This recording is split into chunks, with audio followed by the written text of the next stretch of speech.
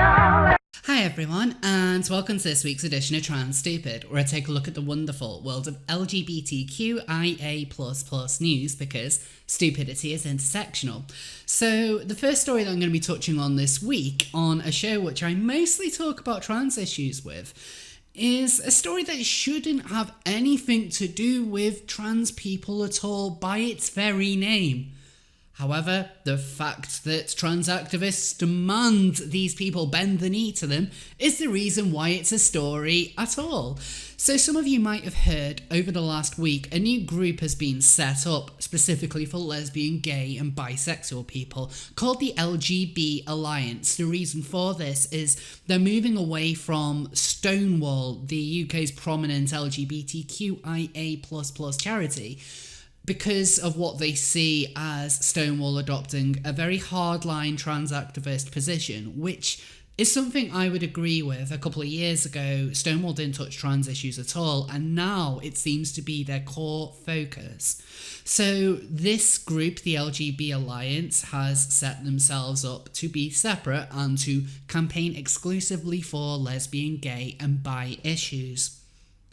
But in the intersectional world of current year, that isn't allowed, and trans people need to be at the focus of your group. This is why the LGB Alliance has been facing criticism for being transphobic. A new lesbian, gay and bisexual alliance group has been heavily criticised for excluding the transgender community, prompting people to label it transphobic. The LGB Alliance group met in London on Tuesday evening with lawyer Alison Bailey of Garden Court Chambers, calling it a historic moment for the lesbian, gay and bisexual movement. She said, "Spread the word, gender extremism is about to meet its match." The new alliance is formed of previous members of the LGBT+ charity Stonewall who have decided to protest against the organisation's transgender stance.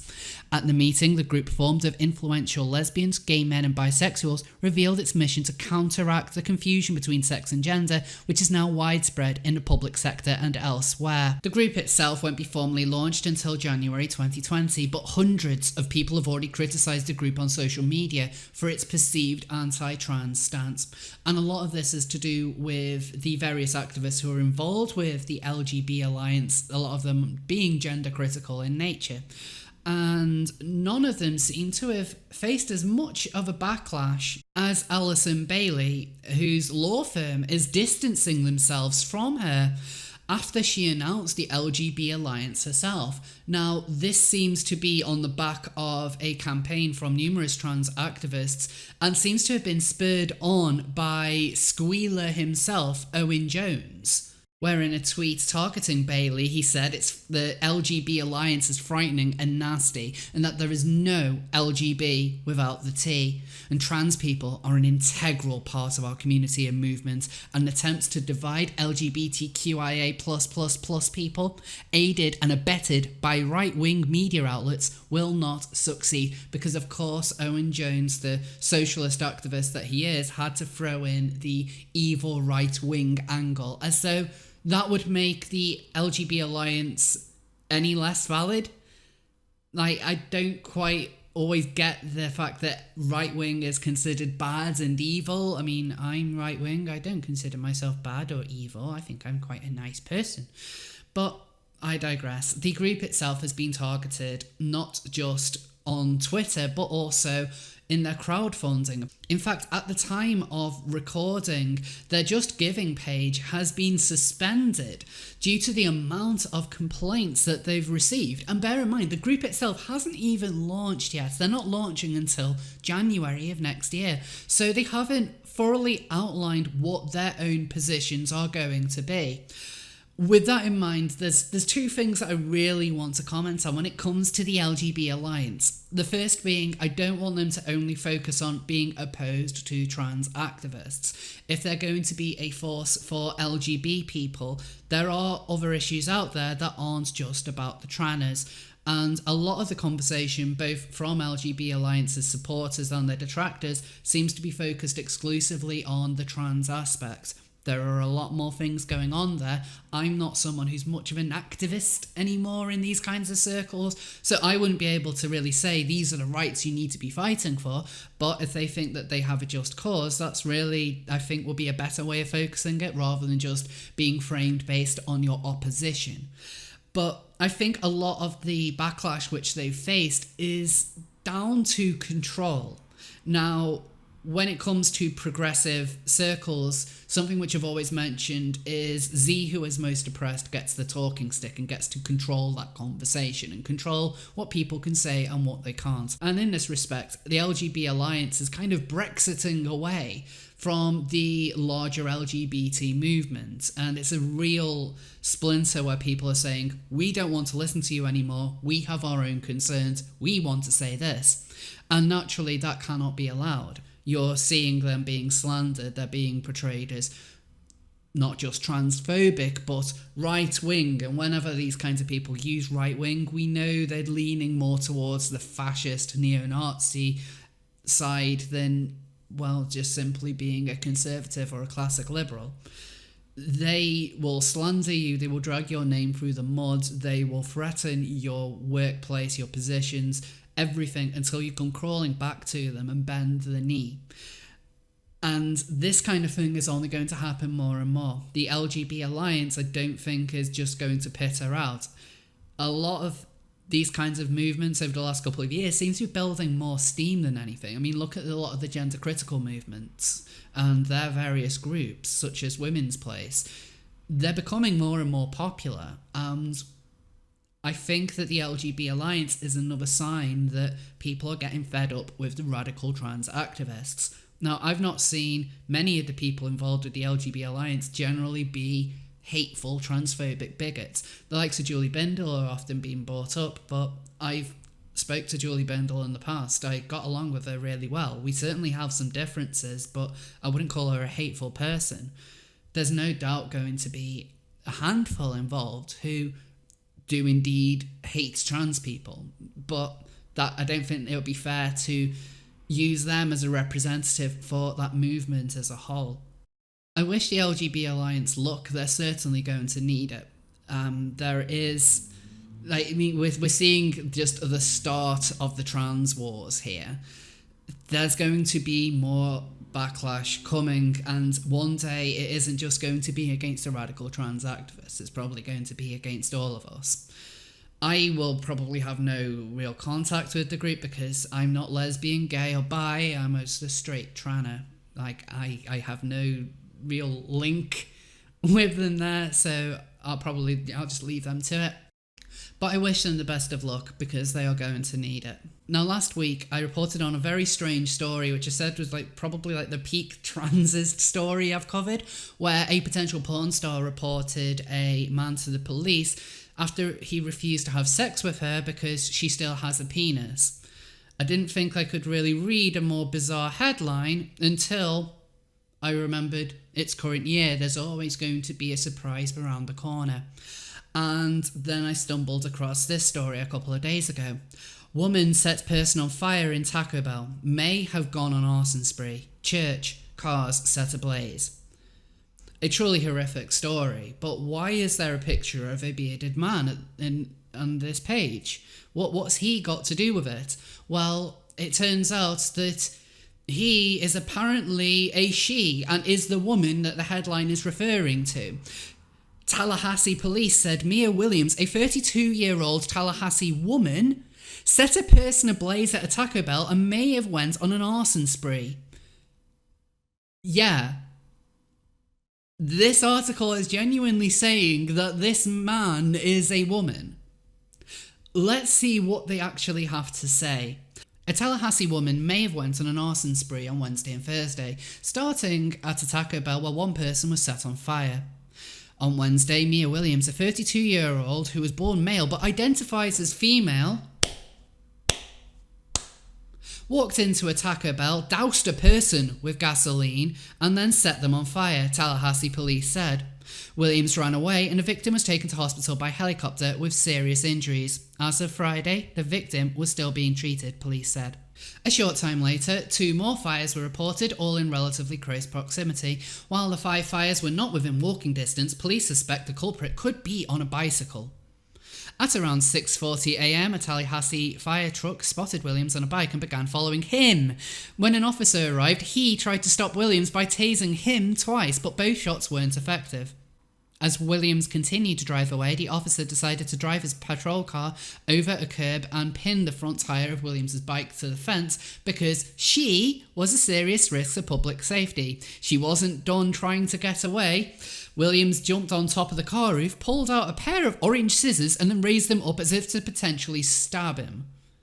Police eventually arrested Williams and found a cigarette lighter in her pocket. So they're using a multitude of different pronouns whilst writing this insane story. And on top of that, the person who they mention at the start, who they don't use any pronouns for, that was a woman. That was a legitimate woman. Not this, but a real woman. Now, I should comment that the Miami Herald corrected the headline and changed their phrasing from woman to suspect. However, they still kept the tone of the piece, and Williams is still referred to throughout as a woman, apart from the bit when they do some nasty misgendering and accidentally call this stunning, beautiful and brave woman a man. Like, how dare they? But all seriousness aside, come on guys, really? Like, I get that, well, I don't get that just saying that you're a woman makes you a woman. It's kind of the point of my channel because I'm sick of people doing that. But just look at him. Like, thick beard, serious receding hairline, god-awful shirt. There is no way this person's even trying to look like a woman. I can't help but feel like he was arrested and just said he was a woman to try and get a more lenient sentence, or to have people take pity on him, or to maybe trip people up and then he can claim transphobia as a defence. I don't take any of this seriously, and I don't know whether this really is someone who's claiming to be a trans woman and is in with the crazy gender radical crowd, or someone who is aware of how crazy it is and is just playing the game to his advantage.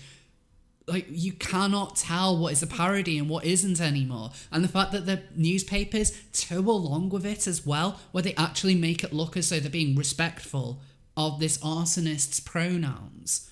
Like, who cares? He set a woman on fire.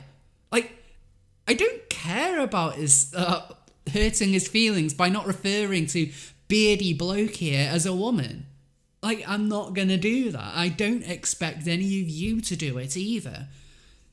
It's insane the way some trans reporting goes, and we've seen how crazy it can be when some people, you're told in the article, this is a woman has committed this awful crime, and you look at the picture and it's like, that's a dude. It's really strange that this keeps on happening. Don't worry about misgendering these people who do not even look like your common garden troon. Like, you know, you can at least look at someone like Yaniv and think, yeah, Yaniv looks more like a woman than this. And if Yaniv is your benchmark, you kind of failed at life. So the last story that I want to touch on this week is one a lot of people have probably heard of, and it's something which is quite taken off, especially in social media and the kind of circles that I'm associated with. A lot of you have no doubt heard of the story of James Younger. He is a 7-year-old boy whose mother insists that he is transgender. As a result, James is apparently transitioning to become a girl named Luna. Now, James's father is fighting against this in court. Last week, it was ruled by a judge that his father couldn't have any influence in whether James undergoes gender reassignment treatment or not. However, it has now changed, and the judge has decided that actually he can have a bit of a say. According to the Daily Mail, a judge has ruled that a father fighting to stop his 7-year-old son from transitioning to a girl will be allowed to have a say in future medical decisions related to his child. Jeff Younger has been battling his ex-wife, Dr. Anne Georgioulas, in a Dallas family court as part of their bitter custody fight over whether their child James has gender dysphoria. Judge Kim Cooks ruled on Thursday that the divorced parents will have joint conservatorship over their child. It means they will make joint medical decisions regarding him, which includes whether he should undergo hormone replacement therapy to transition to a girl. Bear in mind he's 7 years old. They will also jointly agree on haircuts as well as dental and psychiatric care. Now, Georgioulas has been arguing that James is transgender and wants to transition to become a girl named Luna. She has mentioned that the child has been seen by several mental health professionals and has been diagnosed with gender dysphoria and has also been advised to start presenting as female. However, Jeff doesn't believe that James has gender dysphoria and just is acting out with confusion. Now, Jeff has made some very serious allegations aimed at his ex-wife. This includes claims that Georgioulas has been forcing the transition ever since their divorce and has been manipulating James since he was just 3 years old, apparently locking him in a bedroom and telling him that monsters only eat boys, and has also been forcing the child to wear dresses.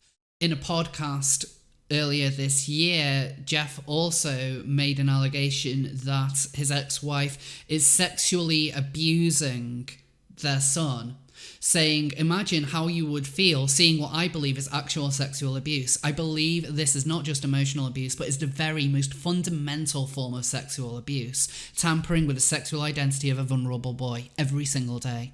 You have to see your son sexually abused and you have to maintain your calm because the courts are not going to be fair on you. And the only way you can survive this and get your son through this alive is to calmly allow your son to be tortured right before your eyes and outlast the opposition. That's what it's like." So Jeff has received a lot of support from the public, including conservative media, a Facebook profile entitled Save James, and also a GoFundMe, which has raised over $40,000 to support him. Now, Jeff's allegations against his ex-wife are incredibly dark and serious. However, one thing we need to take into account is, whilst we certainly can't read the mind of a child, and especially us who aren't medical professionals wouldn't be able to diagnose whether James has gender dysphoria from our armchairs, we should also take a similar level of skepticism over Jeff's claims. I say this because on the February 27th, 2017, Judge Kim Cooks, who is the same judge who has been ruling on the current case, issued some findings in regards to the divorce between the couple, and it makes for very interesting reading. For example, it notes that Younger, who is the respondent, induced the petitioner, who is Georgioulas, into marriage by fraud. It goes on to give a long list of various lies that Younger apparently told his ex-wife, including former marriages, former relationships, education, being a professor, being a teacher, service in the military experience, prior income and earnings, source of income, debt, extensive student loans, working for Fortune 500 companies, employment, unemployment, not taking unemployment compensation, taking government assistance. And this only scratches the surface. There is also a fairly troubling finding concerning two of Georgioulas' daughters. The findings say that Younger engaged in inappropriate and hurtful treatment of the girls. He forced them to do plank push-ups for extended periods of time whilst reading the house rules until they cried. He would lock down the girls' room and remove all their possession from their rooms and would not let them participate in family activities. He'd put them in silent treatment and they could not talk unless spoken to for many days. These actions apparently caused harm to the girls, with one of them developing a suicide plan and the other one cutting herself. The findings on the children ends with the judge saying the respondent will say or do anything to get his way. Now, when it comes to the touchy subject of trans children, a lot of us have very emotional and heated thoughts on it. I am someone whose views on whether children who are trans should be transitioning or not is still always evolving. However, I maintain that transitioning should come in teens as opposed to as young as 7 years old. And certainly a 7-year-old should not be taking any kind of medical supplements to transition, although I don't think that is what's going to be happening in this case. However, with the rush to find examples of children being mistreated in the name of gender ideology, it's important to actually take a step back and look at everything in as unbiased an eye as you can. I think what we're seeing with this particular case is quite a heated and nasty divorce between two people who have fallen out quite badly. The original findings from 2017 make for quite harrowing reading, and they make what Jeff Younger is saying not very credible in my eyes. I think that we should be very sceptical of what he has to say. I wouldn't fund his Just Giving page. I would wait to see what the judge really has to say with this. I get that this is an emotive topic, and this is certainly a way that he's been able to get attention in the media. However, you shouldn't just accept statements because it supports what your side is saying. I'm concerned that with this particular episode, that is what is happening here. But what are your thoughts on the stories I've discussed? Is there anything in particular I've missed out? Please let me know in the comments. Thank you all so much for watching. If you enjoy my content, please be sure to like, subscribe, and also share the videos. That really helps me out. You can also follow me on Twitter and Instagram, and you can support me on Patreon and Subscribestar. Finally, just to remind you, my Halloween special is going to be coming out in a couple of days, which is going to be some quite interesting watching. So look forward to that. Billy, it's Halloween! All the scariest monsters return this time of year. Thank you all once again, and I'll see you all next time. And a special thanks to Alex Meadows, Dan Norman, James C. George, Liz Udesu, Nova B, Ricardo Jose, Rose Hypnol, Stephen, The Poor of Rizzo, Traname Girl, Green Potato Chips, Casey Adolphson, Laisha, Finella Cooney, Moy Felicita, and the rest of my supporters on Patreon and Subscribestar.